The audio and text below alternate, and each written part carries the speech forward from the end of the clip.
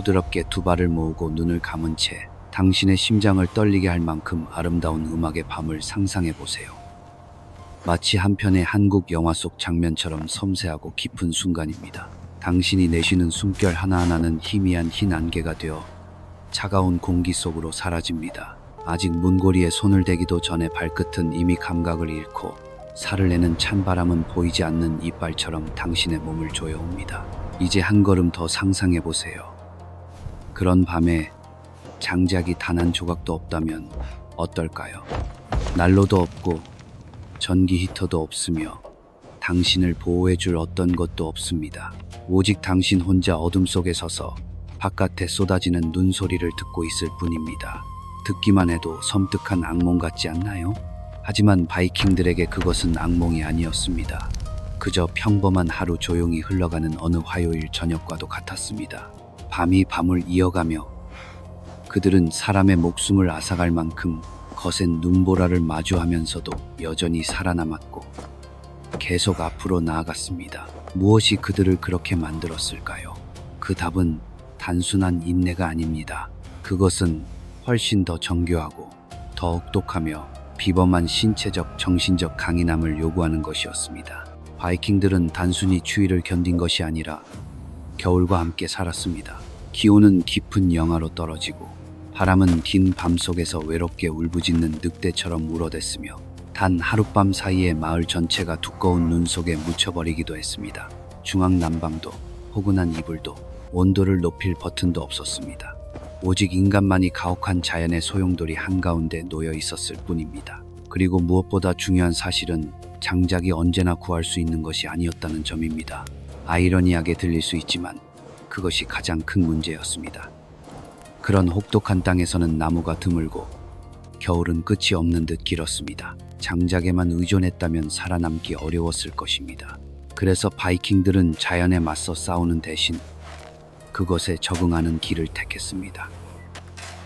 조용하지만 단호하게 그들은 생존을 하나의 예술로 바꾸었습니다. 그들의 집은 원시적인 단열 공간처럼 설계되었고 사람들은 동물과 함께 잠을 자며 그것을 살아있는 열원으로 활용했습니다. 옷은 여러 겹으로 입었는데 놀랍게도 현대 등산가들의 보온 방식과 매우 비슷했습니다.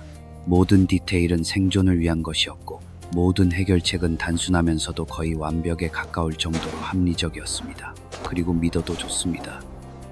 당신이 상상하는 것보다 훨씬 더 대담한 방법들도 존재했습니다. 우리는 불을 떠올릴 때 타오르는 장작 더미와 꺼지지 않는 불꽃을 상상하곤 합니다. 하지만 바이킹들에게 비밀 난방 장치는 네 발과 따뜻한 숨결을 가진 존재였습니다.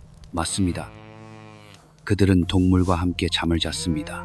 새, 염소, 양, 심지어 소까지 모두 한 지붕 아래에서 함께 생활했습니다. 이상하게 들릴 수 있지만 그 효과는 놀라울 정도였습니다. 바이킹의 롱하우스는 오늘날처럼 여러 방으로 나뉘지 않았습니다. 넓은 하나의 공간의 중앙에는 은은히 타오르는 불이 있고 벽을 따라 긴 벤치가 놓여 있으며 가축은 사람들 바로 곁에 있었습니다. 이것은 우연이 아니라 치밀하게 계산된 생존 전략이었습니다.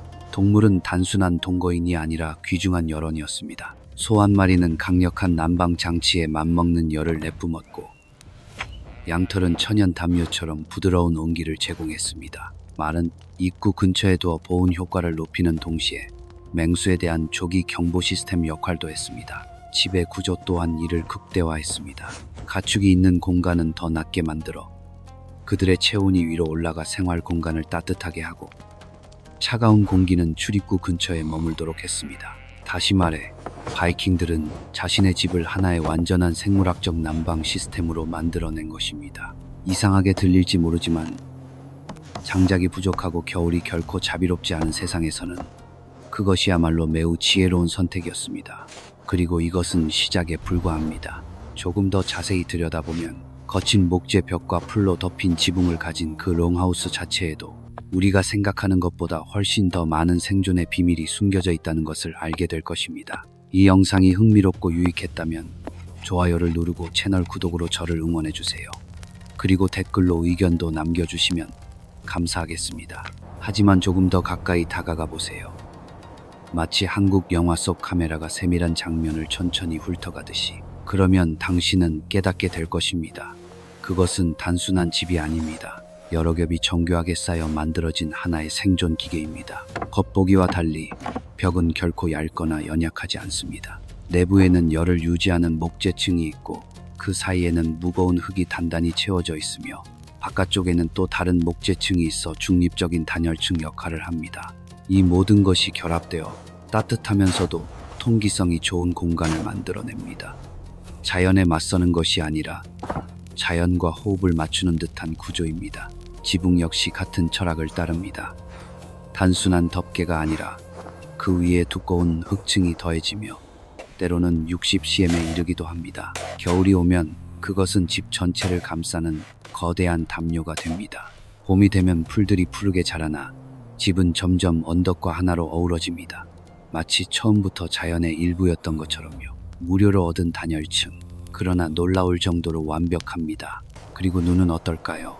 그것은 적이 아니라 해결책의 일부입니다. 눈이 내려 쌓이면 자연스러운 보호층이 형성됩니다.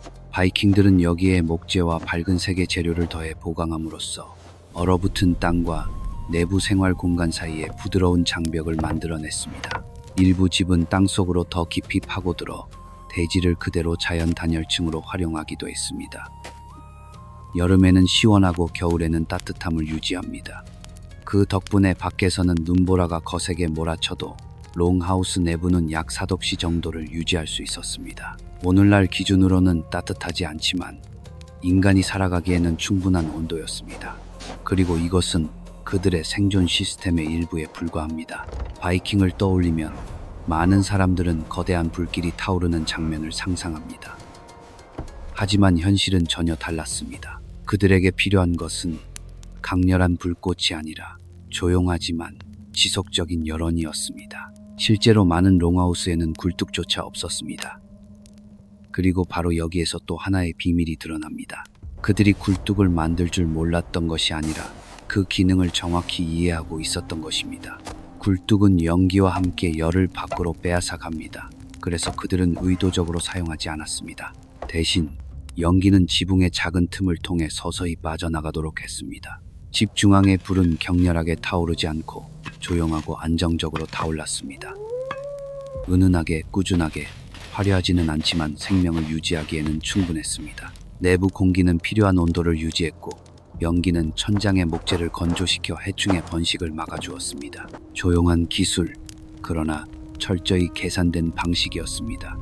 그리고 밤이 되면 또 하나의 흥미로운 디테일이 모습을 드러냅니다. 그들은 뜨겁게 달군 돌을 생활 공간 곳곳에 전략적으로 배치했습니다. 이렇게 상상해 보세요. 당신이 누웠을 때 몸 아래에는 고대의 열원이 은은하게 따뜻함을 퍼뜨리고 있습니다. 뜨겁지는 않지만 여러 시간 동안 지속되는 온기입니다. 내부 공간은 열이 한 곳에 집중되지 않고 고르게 퍼지도록 설계되었습니다. 안정적이고 안전하며 조용하게 하나의 연료가 떨어지면 그들은 당황하지 않았습니다. 대신 다른 재료 건조된 동물성 유기물 같은 단순하지만 효과적인 자원으로 전환했습니다. 아름다울 필요는 없습니다. 그저 긴 밤을 버텨낼 수 있으면 충분했습니다. 그래서 바깥 세상이 얼어붙어 있는 동안에도 롱하우스 내부에서는 조용한 난방 시스템이 계속 작동하고 있었습니다. 요란하지도 과시하지도 않게 그저 지능적인 설계와 생존에 대한 깊은 이해가 결합된 결과였습니다. 심지어 그들의 수면 방식조차 하나의 전략이었습니다. 차가운 땅 위에서 야외 취침을 해본 적이 있다면 알 것입니다. 지면은 보이지 않는 열 도둑입니다. 당신이 알아차리기도 전에 체온을 빼앗아 갑니다. 바이킹들은 그것을 잘 알고 있었습니다. 그들의 해결책은 놀라울 정도로 단순했습니다. 몸을 땅에서 띄우는 것. 그들은 높은 침상을 만들어 가장 차가운 공기층에서 벗어나고 위쪽에 모이는 따뜻한 공기에 더 가까이 다가갔습니다. 가족이 함께 사용할 수 있는 큰 침대는 여러 겹의 재료로 구성되어 고대의 거대한 침낭과도 같은 구조를 이루었습니다. 침대의 발치 부분은 더 두껍게 보강되어 효과적인 냉기 차단층을 형성했습니다. 아무것도 낭비되지 않았습니다. 때로는 장작이나 음식이 침대 아래에 놓였는데 위에 누워있는 사람의 체온을 간접적으로 활용해 보온 효과를 얻기 위함이었습니다. 일부 롱하우스에서는 침대가 천장 가까운 높은 곳에 설치되기도 했습니다. 따뜻한 공기가 가장 많이 모이는 공간이기 때문입니다. 그저 올라가서 눕기만 하면 부드러운 온기가 몸을 감싸줍니다. 밖에서는 눈보라가 여전히 거세게 몰아칩니다. 하지만 바이킹들에게 그것은 오래전부터 익숙해진 긴 밤의 일부일 뿐이었습니다. 잠 바이킹에게 그것은 단순한 휴식이 아니었습니다. 그것은 철저하게 계산된 전략이었고 거의 하나의 규율에 가까웠습니다. 누워있는 자세, 잠을 자는 위치, 모든 것이 중요했습니다. 그리고 무엇보다 잠을 잘 때도 옷을 그대로 입고 있는 것은 필수적인 요소였습니다. 밤이 내려오고 불길이 서서히 사그라들 때에도 그들은 옷을 벗지 않았습니다. 오히려 더 많은 옷을 입었습니다. 거친 직물로 된 두꺼운 망토, 보온용 털, 두툼한 바지, 모직 모자 각각의 층이 몸을 감싸며 보이지 않는 보호막처럼 체온을 가두었습니다. 오늘날 등산가들은 이를 레이어링 레이얼 혹은 양파식 복장이라고 부릅니다. 하지만 바이킹들은 그 개념이 이름 붙여지기 훨씬 전부터 이미 그렇게 살아왔습니다. 그들의 대비는 옷에만 그치지 않았습니다. 발을 찌르는 듯한 추위로부터 보호하기 위해 그들은 양털을 꼬아 신발 안에 깔고 이끼와 식물 섬유를 채워넣어 원시적이지만 효과적인 단열 부츠를 만들었습니다. 보기에는 투박할지 몰라도 실용성만큼은 뛰어났습니다. 그들의 망토 또한 단순하지 않았습니다. 바람과 물을 막아내는 기능을 갖추고 있었는데 놀랍게도 현대의 고기능성 소재에 가까울 정도였습니다. 특히 늑대나 곰의 가죽으로 만든 외투는 가장 혹독한 밤에 사용되는 최후의 방패로 여겨졌습니다. 어깨 부분의 고정 장치는 단순한 장식처럼 보이지만 실제로는 여러 겹의 옷을 겹쳐 입으면서도 틈을 막아 체온이 빠져나가지 않도록 설계된 것이었습니다. 그리고 거의 확실한 사실이 하나 있습니다. 바이킹들은 오늘날 우리가 말하는 편안한 상태로 잠들지 않았습니다. 그들은 모든 옷을 입은 채 겹겹이 몸을 감싸 자신을 하나의 살아있는 침낭으로 만들었습니다. 고고학적 발견에 따르면 많은 전사들이 여러 겹의 옷을 입은 채로 매장되었는데 그것이 바로 그들이 살아있을 때 생존하던 방식이기도 했습니다. 그래서 우리가 얇은 이불 속에서 몸을 웅크리는 동안 바이킹들은 잠에 들어가는 순간조차 하나의 준비 상태로 여겼습니다. 그들의 몸은 이동 가능한 열원처럼 차가운 밤과 맞설 준비가 되어 있었습니다. 그리고 흥미로운 점은 잠들기 전의 식사조차 그 전략의 일부였다는 것입니다. 그들은 단순히 배를 채우기 위해 먹지 않았습니다. 열을 만들기 위해 먹었습니다. 가장 길고 추운 밤에는 그들의 식사는 철저히 계산되었습니다. 높은 열량, 풍부한 지방, 그리고 체온 유지에 최적화된 구성, 고래, 기름, 생선, 불린 곡물, 발효식품, 현대의 기준으로는 매력적이지 않을 수 있지만 그들에게는 완벽한 연료였습니다. 지방은 자연에서 가장 밀도 높은 에너지원으로 몸속에서 천천히 분해되며 열을 조금씩 방출합니다. 급격하지도 폭발적이지도 않게 조용하고 꾸준하게 잠자는 동안 오랜 시간 몸을 따뜻하게 유지해줍니다. 일부 가정에서는 특별한 취침 전 식사도 있었습니다. 뼈를 우려 만든 진한 수프로 콜라겐과 지방이 풍부해 일종의 액체 단열층처럼 작용했습니다. 음식이 부족할 때는 가능한 모든 것을 활용했습니다. 아무것도 낭비되지 않았습니다. 오늘날 우리가 따뜻함을 위해 핫초코 한 잔을 마신다면 바이킹들은 그들만의 방식으로 자신의 몸 자체를 살아있는 열원으로 바꾸었습니다. 그들에게 먹는다는 것은 즐거움이 아니라 생존이었습니다. 그리고 마지막으로 남은 요소가 하나 더 있습니다. 아마도 가장 중요한 요소일 것입니다. 가장 큰 온기는 불에서 나오지 않습니다. 동물에게서도 나오지 않습니다. 음식에서도 나오지 않습니다. 그것은 인간에게서 나옵니다. 바이킹들은 혼자 잠들지 않았습니다. 함께 잠들었습니다. 가족, 아이들, 노인 모두가 나무 침상 위에 모여 서로 바짝 붙어 누웠습니다. 왜냐하면 인간의 몸 하나하나가 작은 난로와 같아서 약 100와트 전구에 해당하는 열을 방출하기 때문입니다. 여러 사람이 가까이 모이면 그 온기는 단순히 더해지는 것이 아니라 머물고 퍼지고 모두를 감싸 안습니다. 혹독한 겨울밤, 바깥에서는 눈보라가 계속 울부짖고 있지만 그 안에서 그들은 단순히 살아남는 것이 아니었습니다. 서로의 존재로 서로를 따뜻하게 지켜주고 있었습니다. 그것은 따뜻함을 내뿜습니다. 조용하지만 강력하게. 이렇게 상상해 보세요. 4명, 5명, 심지어 10명의 사람들이 서로 바짝 몸을 웅크린 채 붙어 있습니다. 하나의 덩어리처럼. 오늘날 과학에서는 이것을 열 집합체, 텔멀라고 부릅니다. 간단히 말해 몸이 많을수록 유지되는 열의 양도 커집니다. 그리고 가장 추운 밤에는 그 온기를 나누는 행위가 곧 삶과 죽음을 가르는 미묘한 경계가 됩니다. 인간만이 아닙니다. 개들도 주인 곁에서 몸을 둥글게 말고 함께 잠듭니다. 그들은 단순한 반려동물이 아니라 생존 시스템의 일부입니다. 그들의 체온은 따뜻함을 더해주고 혹독한 밤속에서 살아있는 존재의 안정감을 제공합니다. 그 장면을 상상해 보세요. 마치 영화의 느린 장면처럼 밖에서는 바람이 울부짖으며 벽을 끊임없이 두드립니다. 안에서는 가족들이 서로를 감싸 안은 채 모여 있고 은은한 불빛과 천장 위에 떠 있는 연기가 공간을 채우고 있습니다. 발 아래에는 차가운 땅과 분리해주는 두꺼운 털층이 깔려 있습니다. 그 공간의 중심에서 온기는 리듬을 이루며 퍼져나갑니다. 마치 하나의 심장이 뛰는 것처럼. 바이킹에게 잠은 결코 고독한 행위가 아니었습니다. 그것은 생존 그 자체였습니다.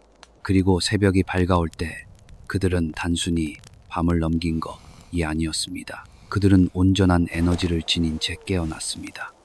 배를 만들고 나무를 베고 바다로 나아갈 수 있을 만큼. 바이킹은 장작을 쌓아 겨울을 버틴 것이 아니라 지혜와 적응으로 추위를 다스렸습니다. 그들은 동물을 살아있는 열원으로 바꾸었고 집을 단열 구조로 만들었으며 옷을 침낭으로 활용했고 음식을 느리게 타는 연료로 바꾸었으며 가족을 서로를 따뜻하게 지키는 공동체로 만들었습니다. 그 어떤 것도 우연이 아니었습니다. 모든 선택에는 이유가 있었고 모든 해결책은 세대를 거쳐 축적된 관찰의 결과였습니다.